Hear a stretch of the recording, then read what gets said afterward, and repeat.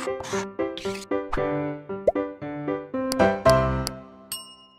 Everyone, welcome to blueprint digital. मेरा नाम तोशु चौधरी है और हम मैथ्स क्लास 11 का चैप्टर नंबर 12 त्रिविमीय ज्यामिति पढ़ रहे थे। इसमें हम दूरी सूत्र का अध्ययन कर चुके हैं और आज का हमारा टॉपिक है विभाजन सूत्र यानी सेक्शन फार्मूला। चलिए देखते हैं सेक्शन फार्मूला क्या होता है।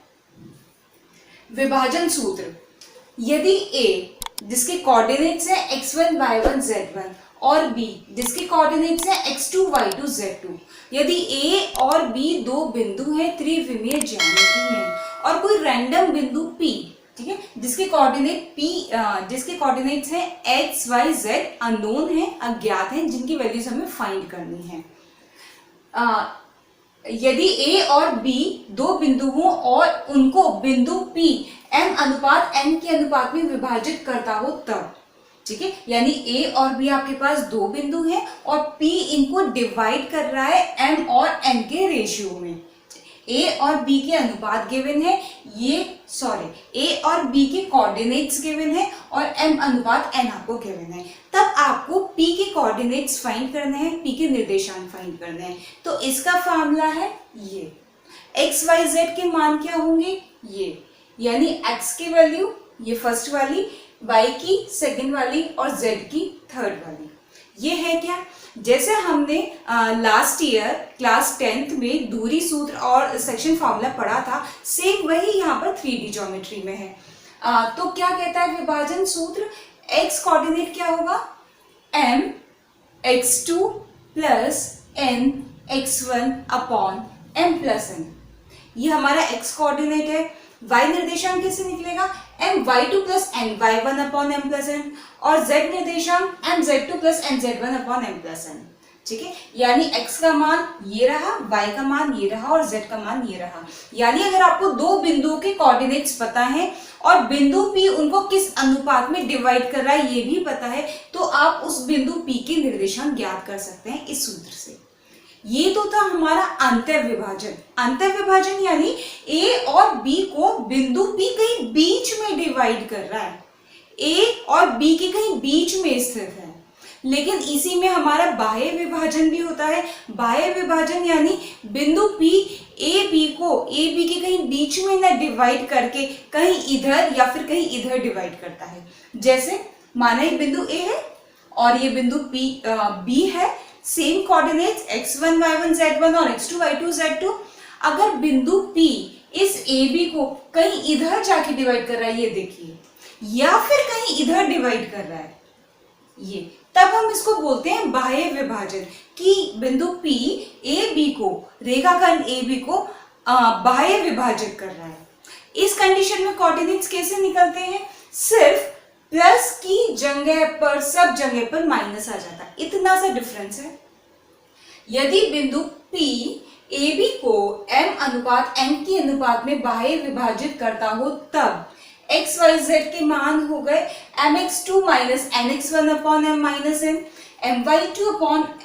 my2 minus ny1 upon m minus n और सेम विद z, ठीक है। तो ये हमारा अंतर विभाजन, प्लस लगा दो माइनस लगा दो तो बाह्य विभाजन। बाह्य विभाजन दोनों में से कैसे भी हो सकता है, कोई इशू नहीं है।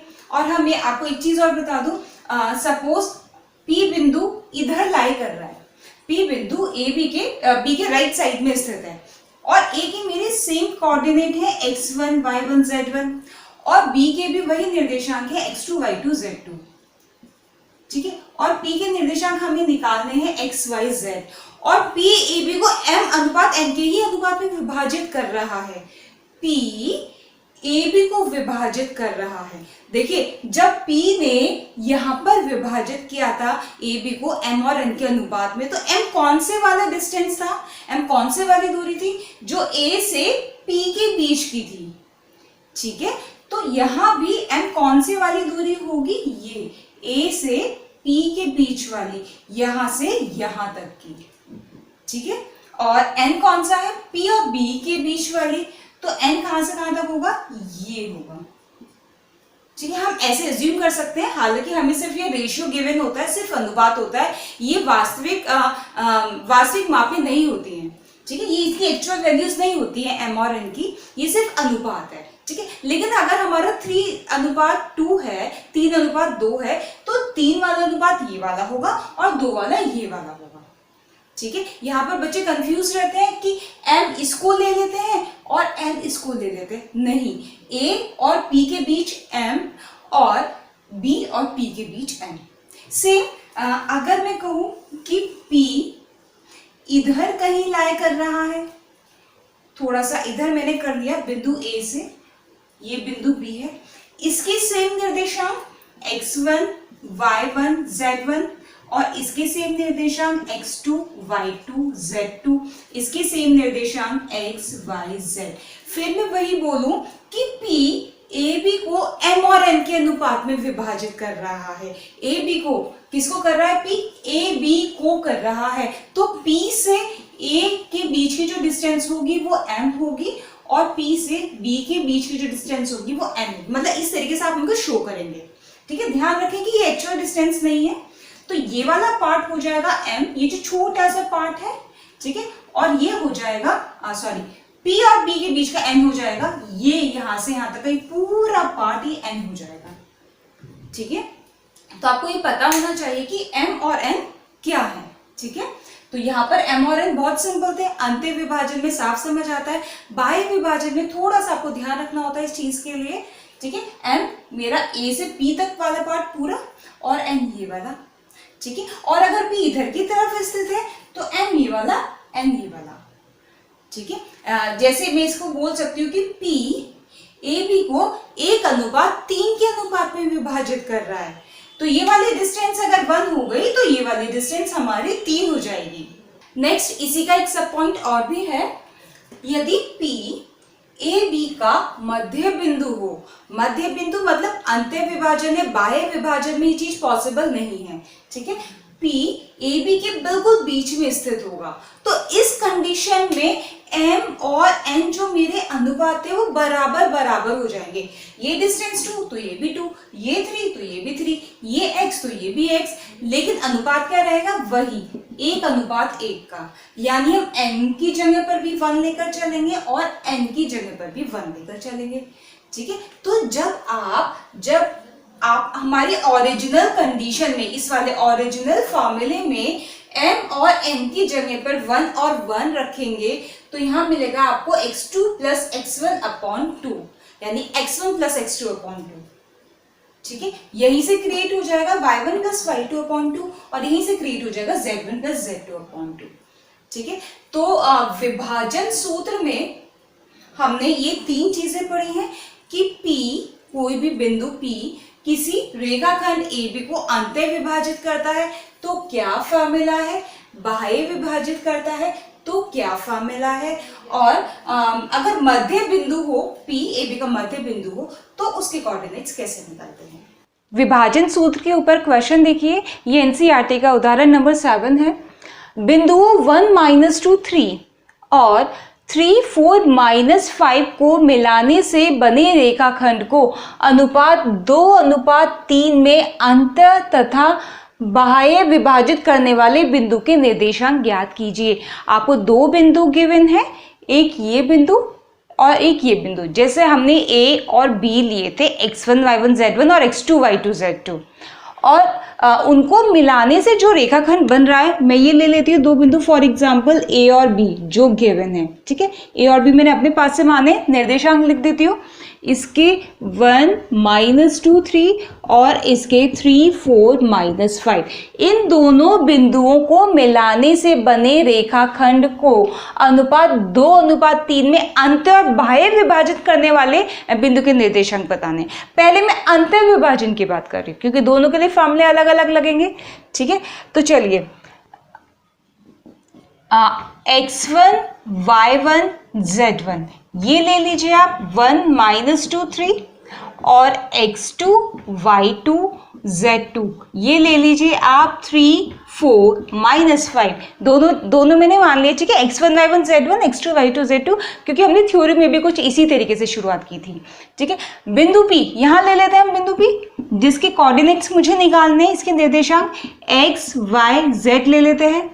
ठीक है, और किस अनुपात में विभाजित करा है? 2:3, यानी ये वाला पार्ट 2, ये वाला पार्ट 3, यानी m/n कितना गिवन है? 2:3।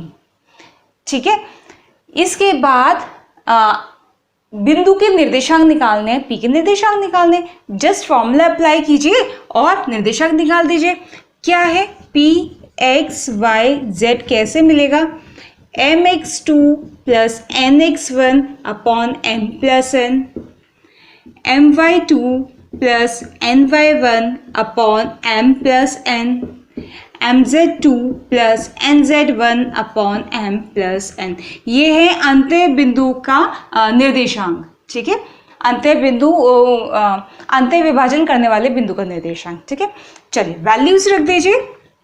m यानी 2 इंटू x2 ये नीचे वाली 3 प्लस n यानी 3 इंटू x1 यानी 1।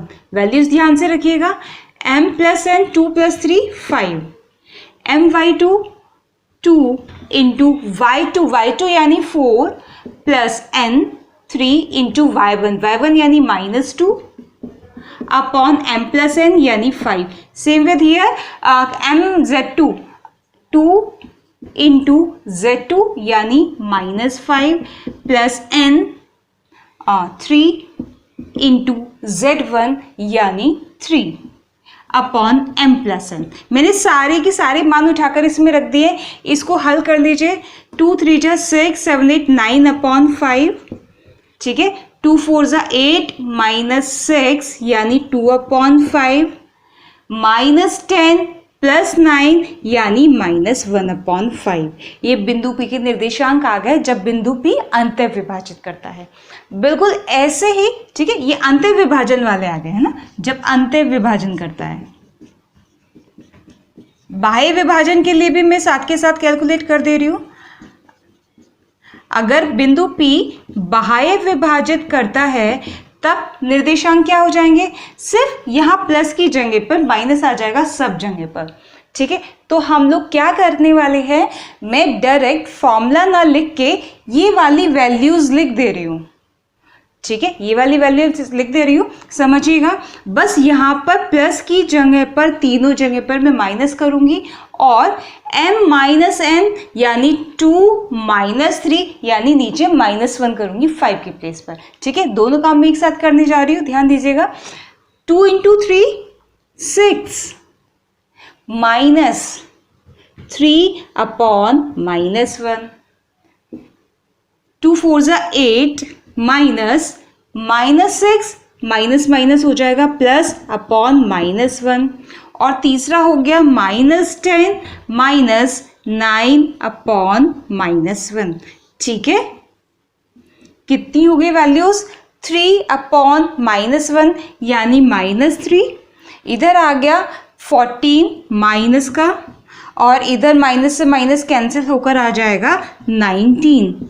ये हो गए उस बिंदु के निर्देशांक जो ए बी को 2 और 3 के अनुपात में बाह्य विभाजित करता है। ठीक है, ये नेक्स्ट क्वेश्चन है, ये भी एनसीईआरटी का उदाहरण है। देखिए, बिंदुओं 4 8 -10 और 6 10 -8 को मिलाने वाला रेखाखंड, ये वही हमारे दो बिंदु ए और बी हो गए, x1 y1 z1 और x2 y2 z2। इन दोनों को मिलाने वाला रेखाखंड यानी ए बी YZ तल द्वारा जिस अनुपात में विभक्त होता है उसे ज्ञात कीजिए।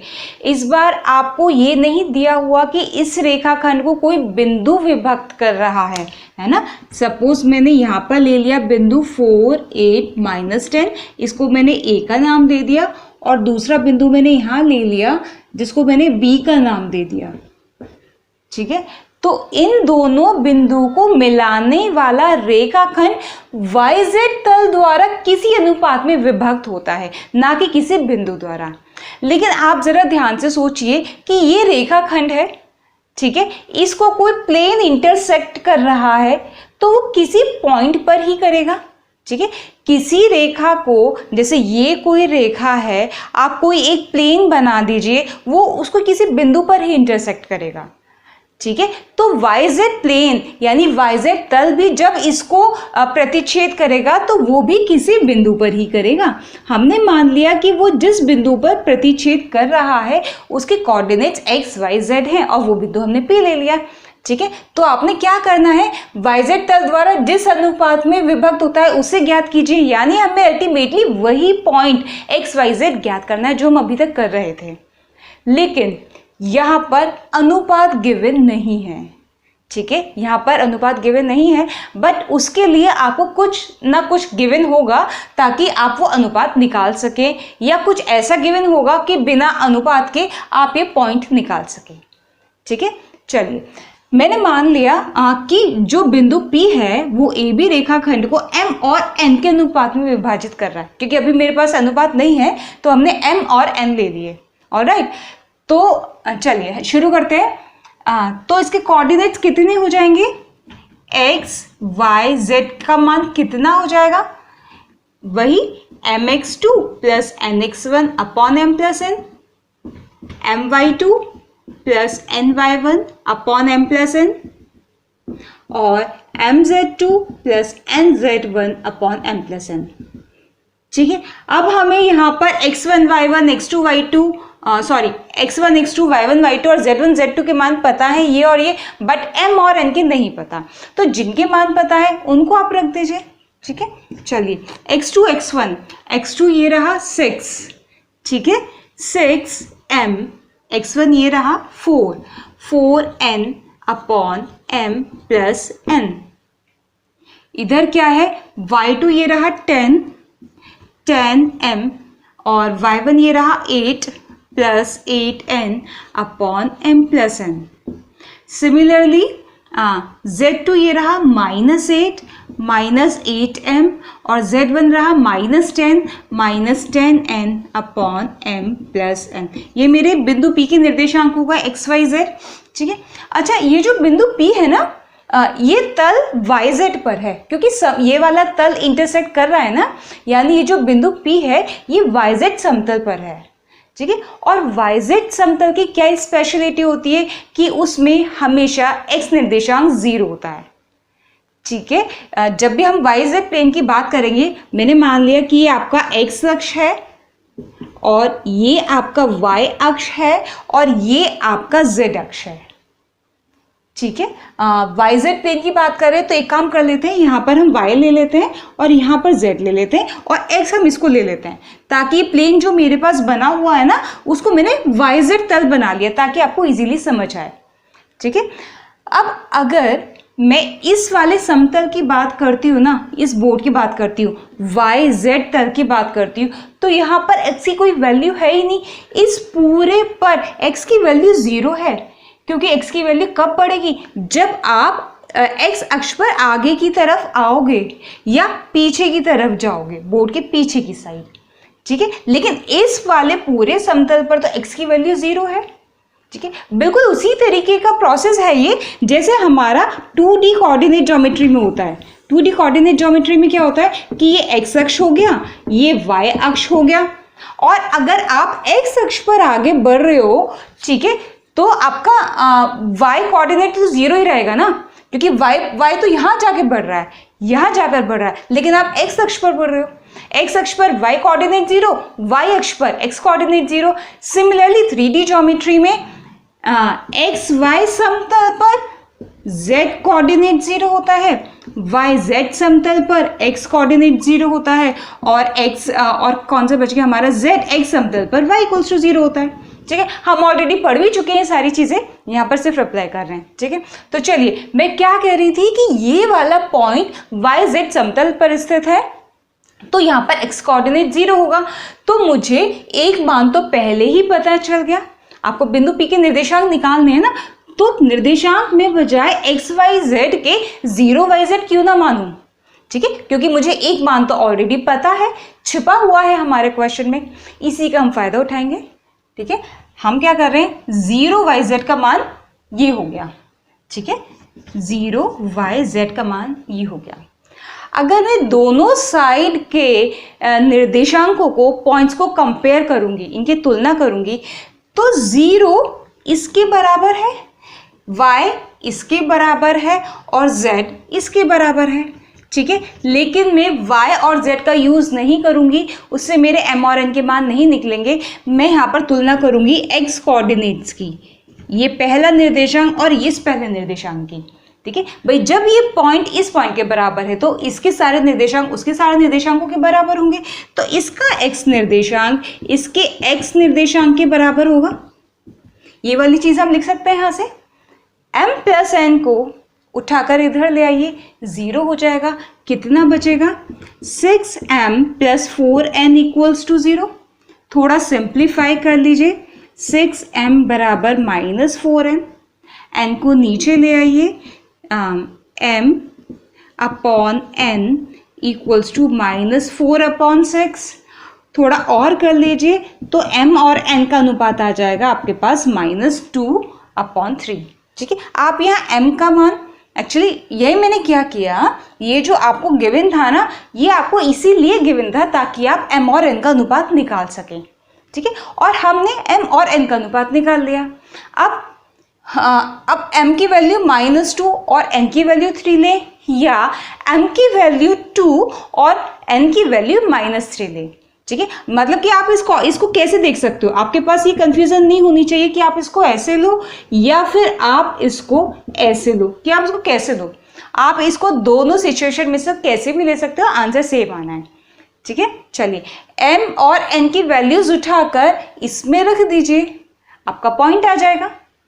अल्टीमेटली निकालना क्या था? पॉइंट निकालना था, जिसका x निर्देशांक हमें ऑलरेडी पता है, y और z निर्देशांक निकालने हैं, ठीक है। तो जब मैं x निर्देशांक की बात करूंगी तो वो तो 0 है ही, ठीक है, वो 0 है ही। आप दोबारा ये वाला मान यहाँ रखना चाहते हैं, रख दीजिए, तब भी 0 ही आएगा, क्योंकि मैंने इसी को सॉल्व करके तो ये निकाला है, ठीक है। और इसके मान यहाँ पर और यहाँ पर भी रख दीजिए, तो आपका y कोऑर्डिनेट और z कोऑर्डिनेट भी आ जाएगा। निकालिए, तो आपके बिंदु P के निर्देशांक कितने आ गए हैं? x निर्देशांक 0, ठीक है। y निर्देशांक को सिंप्लीफाई कर लीजिए, 10 मैं ये वाला रख रही हूँ मैं, ठीक है, -2 और 3 रख रही हूँ m और n के मान। 10 इंटू -2 यानी -20, 8 इंटू 3, 8 3 ज़ा 24 अपॉन -2 प्लस 3 यानी 1।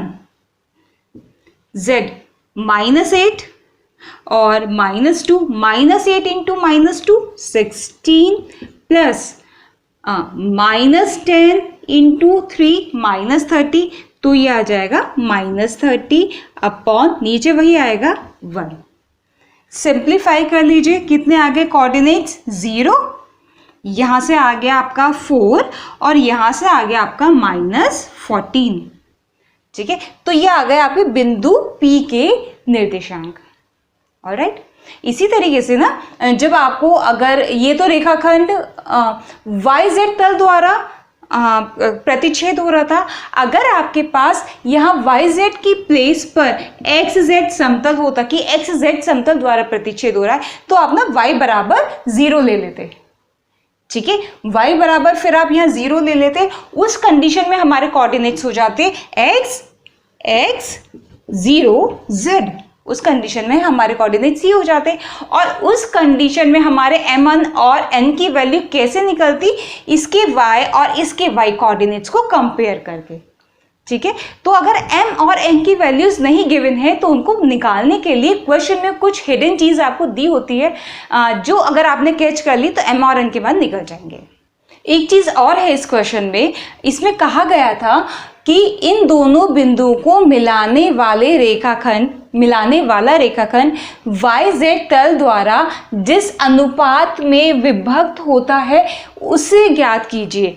हमें यहाँ पर एक्चुअल में ज्ञात करना था अनुपात, यानी m और n का अनुपात, और वास्तव में हमारा जो आंसर था ना, यहाँ कंप्लीट हो गया था कि जो अनुपात है हमारा m और n का अनुपात, वो हमारा -2:3 है, ठीक है, या आप बोल सकते हो 2:-3 है। यहाँ पर हमारा आंसर आ गया था। बट इन केस आपसे ये बोला जाए कि आप पॉइंट P निकालो कि तल उसको किस रेशियो में डिवाइड करता है, वो पॉइंट भी आप निकालो, तो आप इस तरीके से प्रोसीड कर सकते हैं, ठीक है। जब आपके पास m और n आ गए तो पॉइंट निकालने में कोई प्रॉब्लम आपको नहीं होनी चाहिए, ठीक है, तो इसमें थोड़ा सा ये एक्स्ट्रा भी है कि अगर इस तरह का क्वेश्चन आए तो वो भी किया जा सकता है। नेक्स्ट क्वेश्चन देखिए, ये एनसीईआरटी की एक्सरसाइज का क्वेश्चन है।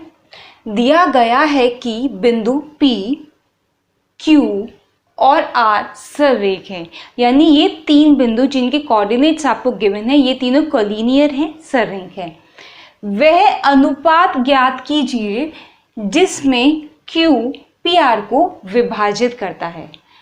आपको क्या गिवन है मैं बता देती हूँ एक बार। आपको एक बिंदु P गिवन है जिसके निर्देशांक हैं 3, 2, -4।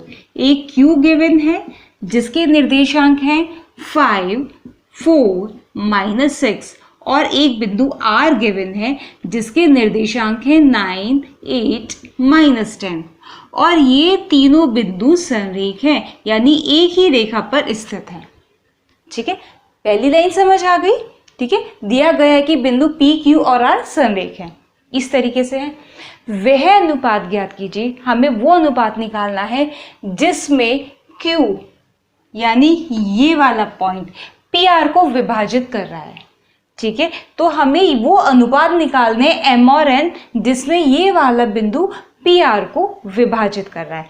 तो हम पहले मान लेते हैं कि माना Q PR को M और N के अनुपात में विभाजित करता है। ठीक है, पहले हम ये चीज मान लेते हैं।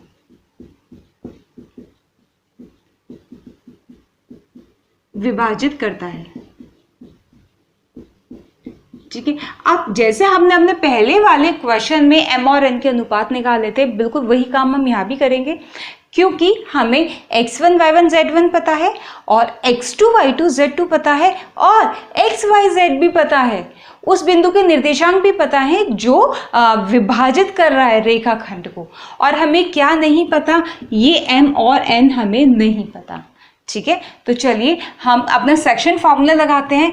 सेक्शन फॉर्मूला के अकॉर्डिंग x y z होता है mx2 plus nx1 upon m plus n, my2 plus ny1 upon m plus n और mz2 plus nz1 upon m plus n।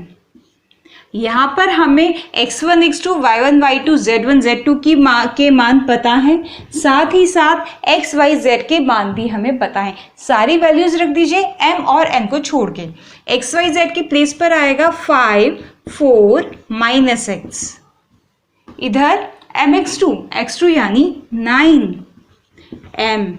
nx1 यानी 3n upon m plus n, y2 8m y1 plus 2n upon m plus n, z2 यानी -10m z1 -4n upon m plus n। ठीक है, अब आप किसी को भी कंपेयर कर दीजिए। यहाँ से m और n के मान निकालने के लिए आप इन दोनों बिंदुओं के या तो x कोऑर्डिनेट को कंपेयर कर दीजिए या y कोऑर्डिनेट को कंपेयर कर दीजिए और या फिर z कोऑर्डिनेट को कंपेयर कर दीजिए। ठीक है, चलिए हमने माना कि हम ना x कोऑर्डिनेट को कंपेयर कर रहे हैं, तो यहाँ से हमारा 5 बराबर हो जाएगा 9m plus 3n upon m plus n के। क्रॉस मल्टीप्लाई कर दीजिए, यानी नीचे वाला पार्ट 5 के पास ले आइए, हमारा बन जाएगा 5m plus 5n equals to 9m plus 3n। Simplify कर लीजिए, 5m minus 9m 4m, 3n minus 5n 2n। ये आया माइनस का, ये भी माइनस का, माइनस से माइनस कैंसिल हो गया। ठीक है, m अपॉन n 2 अपॉन 4 यानी 1:2। तो यहाँ से m और n का अनुपात आ गया 1:2। इसका मतलब बिंदु Q PR को 1:2 के अनुपात में विभाजित करता है। यहाँ पर ये भी हो सकता था कि इस बिंदु Q के ये जो M और N के मान आए हैं, सॉरी M अनुपात N का जो मान आया है वो नेगेटिव होता, ठीक है, वो कुछ इस तरीके से आ जाता कि m/n-1/2 है ना, जैसे हमारे पहले वाले क्वेश्चन में आया था। तो इसका मतलब क्या है, मैंने शायद वहाँ आपको नहीं बताया था, इसका मतलब है बाह्य विभाजन। अगर आपका ये जो है ये नेगेटिव आ रहा है m और n का अनुपात, तो इसका मतलब है कि जो बिंदु जो विभाजित कर रहा है वो बाह्य विभाजन कर रहा है, यानी वो बिंदु या तो इस रेखा के उधर की तरफ स्थित है या फिर इस रेखा के इधर की तरफ स्थित है। ठीक है, तो ये हमारा अगर नेगेटिव आ जाता है अनुपात, उसका मतलब होता है। ठीक है, और अगर पॉजिटिव आ रहा है तो इसका मतलब विभाजन अंत है। ठीक है, चलिए ये वाला क्वेश्चन हो गया। हमारा नेक्स्ट क्वेश्चन, P4(2)-6 और Q10(-16)(6), ये दो बिंदु गिवन है। P और Q को मिलाने वाले रेखाखंड PQ को समत्रिभाजित करने वाले बिंदुओं के निर्देशांक ज्ञात कीजिए। इस बार हमें क्या करना है, दो बिंदुओं को मिलाने वाले P और Q जो दो बिंदु हैं, P और Q को मिलाने वाले मिलाने से जो रेखाखंड बनता है, इसको समत्रिभाजित करने वाले, समत्रिभाजित मतलब तीन बराबर बराबर पार्ट्स में डिवाइड करने वाले बिंदुओं के निर्देशांक निकालने हैं। और किसी भी रेखाखंड को तीन बराबर बराबर भागों में विभाजित करने के लिए हमें एक नहीं दो बिंदुओं की जरूरत होगी। ठीक है, मैं यहाँ मान लेती हूँ कि ये दोनों बिंदु A और B हैं। ठीक है, यानी बिंदु A और B PQ को तीन बराबर बराबर भागों में विभाजित कर रहे हैं, और जब ये तीन बराबर भागों में विभाजित करेंगे तो तीनों भागों का अनुपात भी बिल्कुल समान होगा। हमने मान लिया कि अनुपात 1:1:1 है, यानी हम यहाँ से क्या बोल रहे हैं कि PA अनुपात AB अनुपात BQ है हमारा 1:1:1। ठीक है, यहाँ से अगर मुझे PA और AQ का अनुपात निकालना हो, PA और AQ का अनुपात निकालना हो, तो हम बोल सकते हैं कि ये हमारा 1 और 2 के अनुपात के इक्वल होगा, है ना। 1 और ये 1 + 1 2, 1 और 2 के अनुपात के इक्वल होगा। और अगर मुझे यहाँ से PB और BQ का अनुपात निकालना हो, PB और BQ का अनुपात निकाला, तो ये भी हम बोल सकते हैं कि ये 2 और 1 के अनुपात के इक्वल होगा। ठीक है, ये वाला पार्ट 2 और ये वाला पार्ट 1। ठीक है ना, तो ये दोनों चीजें मैंने क्यों निकाली है, क्योंकि जब मैं बिंदु A के निर्देशांक निकालूंगी तो मुझे M और N पता होने चाहिए। मुझे पता होना चाहिए कि ये वाला बिंदु PQ को किस अनुपात में विभाजित कर रहा है, और वो मैंने ऑलरेडी निकाल लिया। ठीक है, यानी बिंदु A के लिए M और N का काम करेगा, M = 1 और N = 2।